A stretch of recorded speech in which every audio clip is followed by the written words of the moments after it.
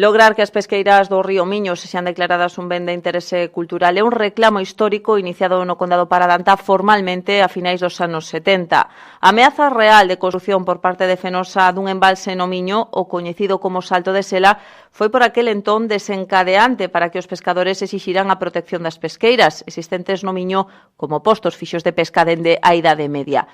O reclamo de protección partiu por aquel entón do arbense distinguido 2021 e xa falecido Ignacio Gago, a través da Cámara Agraria que presidía, ao ver en perigo un ben patrimonial e medio de vida para os arbenses. Mais de 40 anos despois, as pesqueiras do Miño seguen na actualidade sen ser un ben BIC e a Asociación de Pescadores O Trabadoiro continúa reclamando.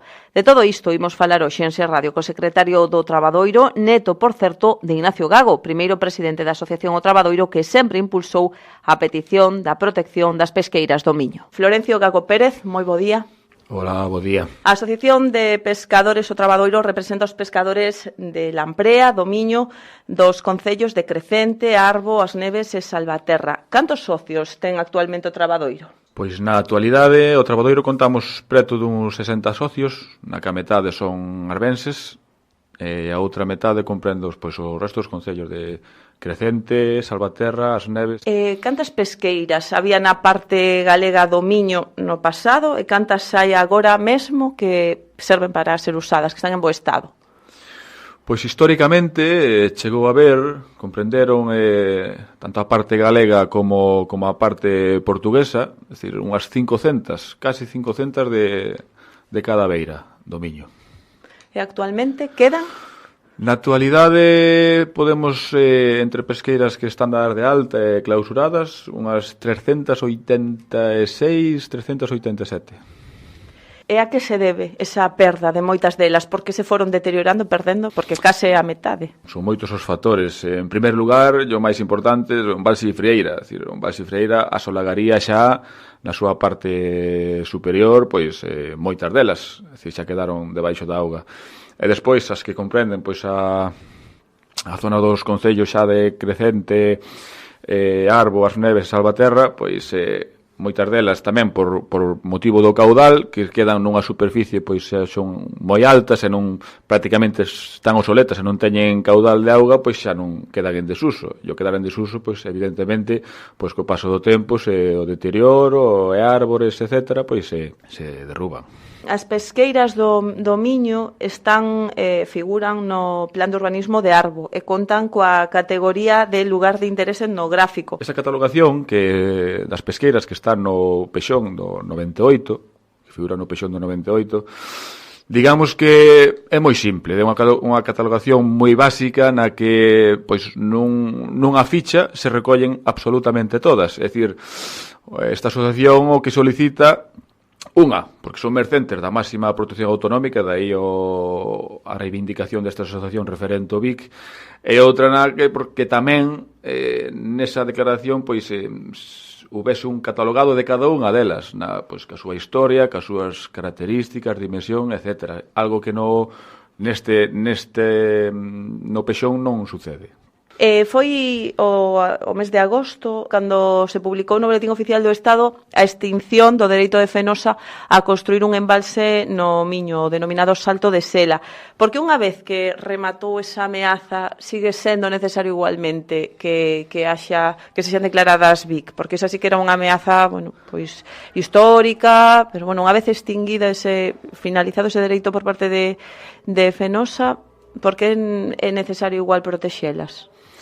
Ben, digamos que había dúas problemáticas, non? Por un lado estaba a ameaza do encoro e por outro lado estaba pois o que consideramos nós que é un dereito e que é emerxente que as pesqueiras sexan declaradas BIC. É dicir, evidentemente está relacionado, pero nós o enfocamos como dous obxectivos diferentes. É dicir, por un lado estaba a problemática do encoro do Sela, que era unha ameaza que sobrevoaba os concellos e que sempre estaba aí, entonces digamos que o BIC estaba tamén un pouco tamén para intentar ser pedra na roda para evitar ese proxecto, pero que tamén unha vez agora caducado xa o dereito de aproveitamento do encoro de Sela, é dicir, a problemática que existe das pesqueiras, ben, o falamos antes, pois que se deterioran, que se desfán, pois de algún xeito precisa desa declaración para que dun xeito non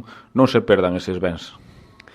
Esa solicitude de que as pesqueiras do Miño sexan declaradas BIC xa chegou ao Parlamento a través dunha proposición non de lei, fora presentada a través polo BNG, e fora aprobada no 2006. Sen embargo, pois a Xunta non a tramitou, non se incou o expediente, e recentemente o Trabadoiro volveu, pois segue loitando por conseguilo, e de novo vai volver ser abordada esa proposta no Parlamento de Galicia, novamente a través dunha proposición non de lei presentada polo BNG. Confiades que desta vez vai adiante esa tramitación dunha vez por todas? Evidentemente, pois o precedente non é moi alentador, que digamos, se leva intentado reiteradamente e non foi a bo porto. Bueno, este ano que a diferencia que non hai ningún, con esa caducidade do proxecto de Sela, non hai ningún escollo, ningún tipo de impedimento que de alguna maneira pois poida torpedear esa decisión da Xunta a declarar as pesqueiras como ben de interese cultural. Polo tanto, nos aferramos a iso, e o gallá este ano, pois, dunha vez por todas, pois, unha vez xa liquidado o dereito de aproveitamento ese hidrográfico do Miño, pois se vai adiante o BIC xa. E a nivel municipal, no Concello de Arbo, que traballo se leva feito para conseguir ese ben BIC? Cal é a postura do Concello e que xestións leva feito para conseguilo?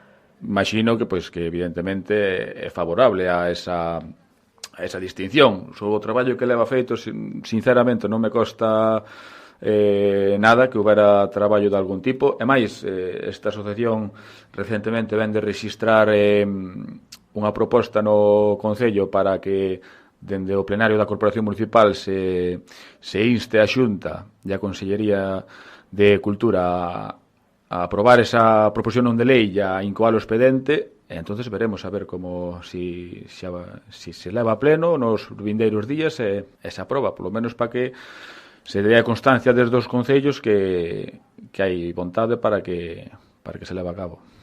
Florencio Gago acaba de dicir antes que serán unhas 386 as pesqueiras que quedan en bo estado no Río Miño do lado galego. Desas, cantas na tempada pasada estiveron en activo, estiveron en uso aproximadamente? Se falamos de pesqueiras que se poden explotar, falamos dunhas 135. Ahora, que se deran de alta na pasada tempada de pesca lamprea, falamos de alrededor dunhas 110 pesqueiras. Continúan utilizando, están en activo, non é simplemente que estean aí como unha riqueza turística, senón que se siguen usando. Pero é importante protexelas porque tamén como é esa normativa que tendes respecto ás pesqueiras. Unha vez que se deixan de usar, poden, digamos, quedar invalidadas son multipropiedade e se unha tempada, por exemplo, pois non se usa porque non se solicita licenza para elas, poden quedar en desuso ou non? Como funciona iso? Ben, a normativa das pesqueiras, é dicir, cada patrón de cada pesqueira ten que abonar unha taxa cada ano. Esa taxa non pode quedar impagada durante 3 anos seguidos ou 5 alternos. De aí, pois, se iso fose así, pois se clausuraría a pesqueira. Unha cosa das que logrou o Trabadoiro, unhas cousas que solicitamos a Comandancia Naval, foi exactamente iso, que se pudese revertir ese clausurado, non? Ese conseguiu. Entón, se coincide, porque a veces hai xente que mellor ten ou despistes, porque cando está en desuso, pois a xente que arma unha pesqueira pois sabe que ten que pagar esa tasa, e sabe os prazos, pero o mellor xente que ten unha pequena parte, esa pesqueira non se usa, evidentemente, o mellor fallanos que se clausurou por non pagar, por non abonar iso, non? Entón, unhas cousas das que se conseguiron foi que ese clausurado se poida revertir, evidentemente, que a súa previa documentación que tens que aportar, que che van a solicitar desde a comandancia, pero sí que a partir de agora sí que hai esa posibilidade. As capturas de lampreas minguaron nos últimos anos considerablemente na parte alta do río Miño, fundamentalmente por dous factores, polo que, bueno, nos coñecemos, esa sobrepesca que veñen denunciando os pescadores na parte baixa do Miño, e por outro lado, pois o que comentaba antes ao inicio, o dano, o perxuízo que fai o embalse de Frieira. Como afecta realmente eses dous factores ao Miño, aos pescadores, que, bueno, pois as capturas son menores, a propia fauna piscícola, como afecta o embalse de Frieira esa sobrepesca na parte baixa do Miño? Ben, evidentemente os cambios bruscos de caudal dos ríos son dañinos para as especies piscícolas, é dicir, non só no Miño, sino en todos os ríos do mundo.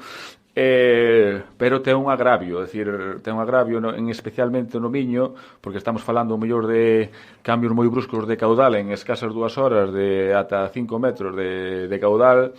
E que fai con isto? Pois por un lado, de alguna maneira dificultar a pesca da lamprea con normalidade como se debería facer, e por outro lado está tamén a lamprea, neste caso, o desove do peixe, faise nos collais do propio río.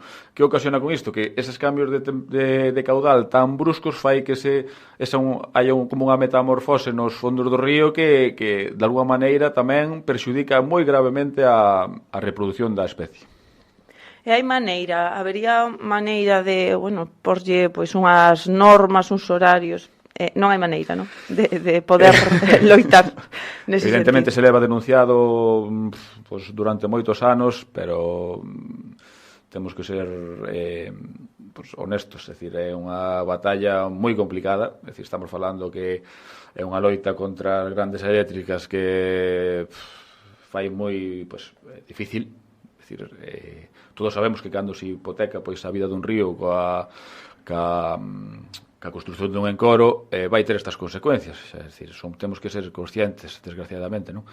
Entón, pola nosa parte, seguiremos denunciando, é dicir, a pesar de saber que non vamos seguramente a conseguir grandes resultados, pero temos que estar aí, non cabe dúda.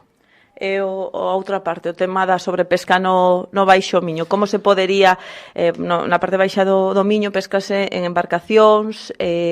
Como se podería facer? Pois atallar, regular os días, regular as horas, regular as redes? Como se podería? Ben, esta é unha batalla tamén que se leva loitando xa durante moitos anos. Pola nosa parte, sempre o dixemos, que evidentemente respetamos a pesca do Baixo Miño porque é fonte de ingreso moi importante para as familias alá. Evidentemente, é unha cousa que respetamos e moito. A nosa postura, pois moi simple, non só a nivel pesca, sino para o desove do propio peixe, é que eles fan unha parada de 24 horas no domingo. A postura do trabadoiro é que se fixese unha parada de 48 horas para, dunha forma, non xa a nivel pesca, sino aliviar o paso do peixe cara arriba para que haya un mellor desove e unha mellor reproducción para que a pesca pois perdure máis no tempo. Actualmente, bueno, agora non, en tempada de pesca, ademais de lampreas, captúranse tamén salmón, sábalos, outras especies, ou é algo anecdótico ou, bueno, fai anos que ninguén colle outra especie que non sea lamprea?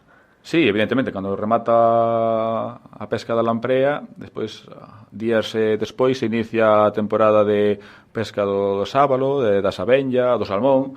Bueno, salmón xa non hai moi pouquiños, pois xa é moi difícil capturar algún, pero sí que o sábalo sí que se pesca moitos.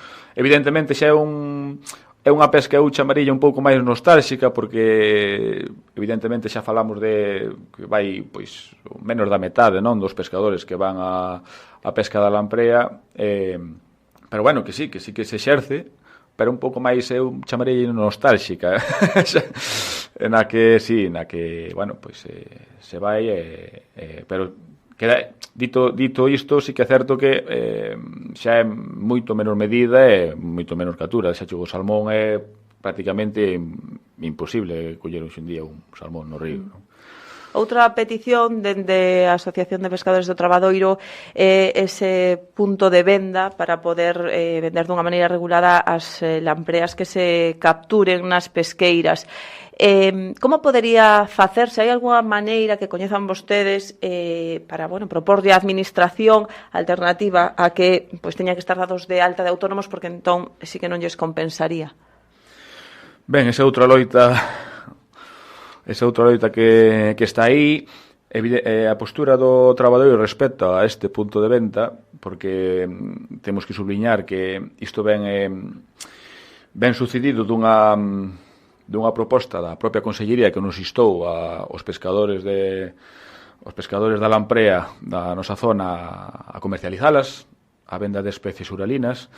A nosa proposta é moi sinxela, é dicir, a diferencia que a pesca do Baixo Miño é que as pesqueiras son multipropiedade. Que pasa con isto? Que a nós non se nos asegura un número de capturas máis ou menos aproximado anualmente. Que fai con isto? Que ten que haber unha normativa específica para nos poder chegar a vender as lampreas. A nosa proposta, que trasladamos ya ao Concello de Arbo, é que, porque evidentemente, se non hai colaboración por parte da administración local, faría moi complicado levar a cabo ese proxecto, e era de que nos facilitasen un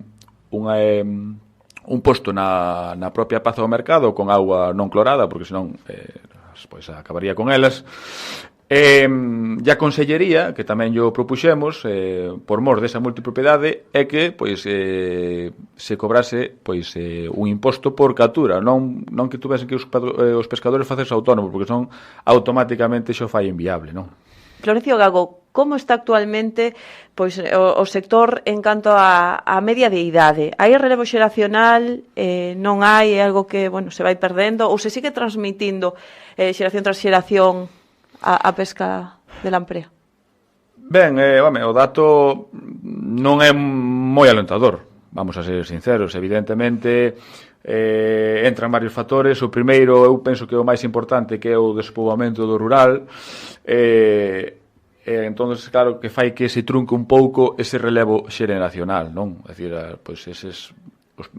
sin ir máis lonxe, se falamos de datos, na actualidade a media de idade máis numerosa de pescadores no Miño oscilará entre uns 50 e 65 anos, en maior medida. Despois tamén hai algún de entre os 40 e 50, pero moi pouquiños, que aí xa onde estou eu tamén, que somos os de menor de 40, pero moi poucos. Pero si podemos atribuir a moitos factores, despoboamento rural, o encoro tamén, o encoro de frieira, que tamén torpedea un pouco unha pesca que se exerza con normalidade, pero sí que teño que dicir que penso que o despoboamento do rural é que eses netos, eses fillos que son os que máis ou menos tiñan que heredar esa tradición dos seus pais ou dos seus avós, non viven xa no Concello, entonces dunha maneira se trunca.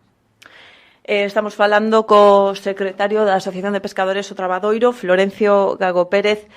Se nos estivese escoitando o responsable no Goberno galego da Dirección Xeral de Patrimonio, que lle diría? Por que é, como dimos tedes moitas veces, unha débeda histórica que se xan declaradas ben de interese cultural as pesqueiras? Ben, eu penso que as pesqueiras do Río Miño pouca presentación lle podo facer, que non coñeza xa a todo o mundo. Eu, se me estuvesen escoitando responsables da Xunta de Galicia, o primeiro que faría é convidalos, os convidaría a Arbo a que veñan, nos encantados da vida de ensiñarlle a riqueza patrimonial que ali temos, non? Eu penso que eles xa a coñecen, ou mellor non na súa totalidade, seguramente non, pero se me están escoitando, o primeiro consello é ese, que se veñan a Arbo, que nós estaremos encantados de mostrarlle as pesqueiras do Río Miño. Pois Florencio Gago, secretario da Asociación O Trabadoiro, Moitas grazas por falar en Si Radio. Moitas gracias a vos. Lograr que as pesqueiras do río Miño sexan declaradas un ben de interese cultural é un reclamo histórico iniciado no condado Paradanta formalmente a finais dos anos 70. A ameaza real de construción por parte de Fenosa dun embalse no Miño, o coñecido como Salto de Sela, foi por aquel entón desencadeante para que os pescadores exixiran a protección das pesqueiras existentes no Miño como postos fixos de pesca dende a Idade Media. O reclamo de protección